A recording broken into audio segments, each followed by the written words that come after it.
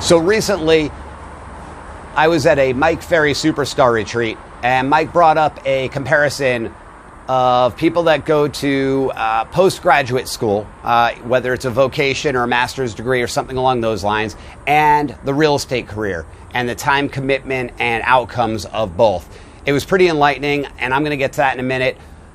This is Alex Rivlin with the Rivlin Group at Signature Real Estate, coming at you with another episode of Rockin' in Real Estate.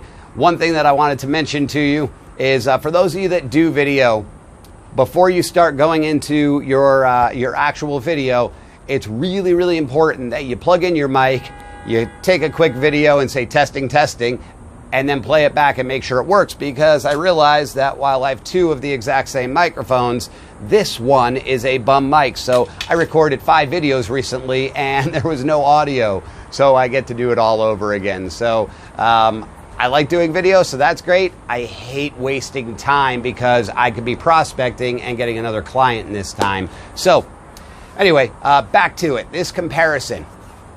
Let me make a quick disclaimer. I am by no means condemning college. I've got a 14-year-old daughter and a 12-year-old son, and I'm already talking to them about where they're going to be going to school, what they want to do for a living. So I am not saying don't go to college, that there's a different path that's better. It's the path that you're on. And most of the people watching this are either in real estate or are really thinking about a real estate career. And that's who I'm talking to. So while I definitely am a proponent of education and bettering yourself, when you are in real estate, I just want you to think about this. So somebody's gone through their bachelor's degree, whether they've actually focused or concentrated or not, they still took those 4 years to get to their postgraduate degree, right? And let's say they go to school for just about anything, right? Nursing, to become a PA or physician's assistant, to become a CPA, a lawyer, a doctor, any of these things. They have to dedicate and really focus. I mean, that's not something that you could just go screw off about, right? You have to focus on what you're doing. You have to ace your tests. You have to do all of the things, and you're really hunkering down, right? Whether it's at the end studying for the bar or you know, the MCATs, different exams in different other professions.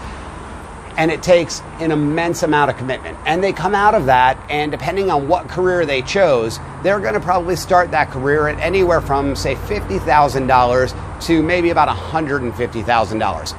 And guess what?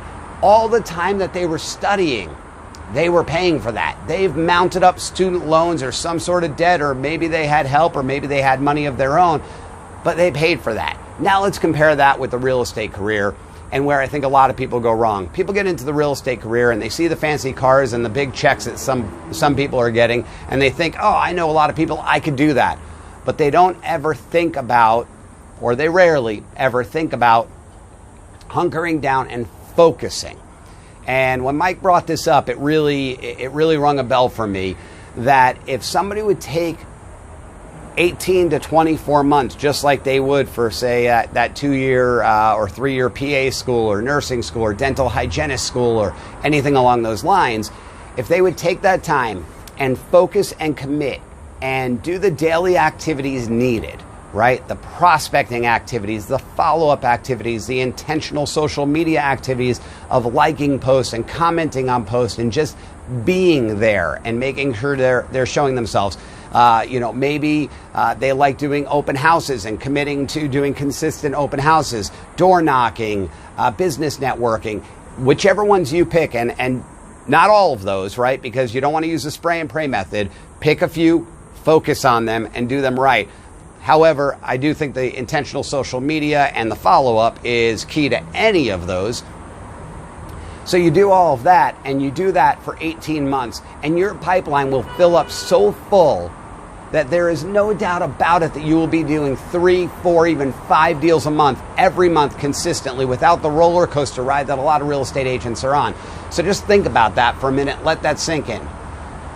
Instead of measuring the efforts that you're making by what you put into escrow today, when you just started those efforts this week or last week or even a couple weeks ago, and freaking out that you didn't get the appointment, or you got the appointment but you didn't get the listing, As you continue to do that, as you practice and you get better on the phones, you get better door knocking, you get better at entertaining people at an open house, and then you get better at your follow-up, and you get better at your appointments, and you're making more appointments, and the people that you called today that said, oh, I'm not doing anything for 6 months, and you call them back in, say, 3 or 4, because you know always half the time, right?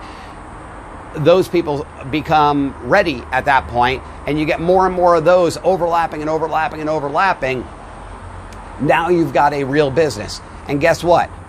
The difference here is that 18 to 24 months, instead of you paying for it, instead of you mounting student debt or student loan debt, you're actually getting paid, because you are going to turn a few frogs into princes in that period of time. Maybe you'll do really well if you're that consistent.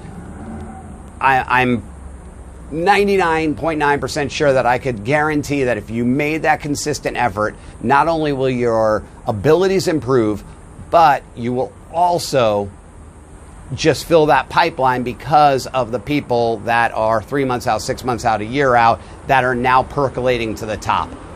It's an amazing career. In 18 months, you could easily be making a couple $100,000 a year if you do the things right. Just put in the effort and think about that. Anything else that you would do that can make this kind of money, you'd be putting that effort in. So put in the effort, make yourself an expert, focus, educate yourself, work on it, get better, and keep rocking in real estate.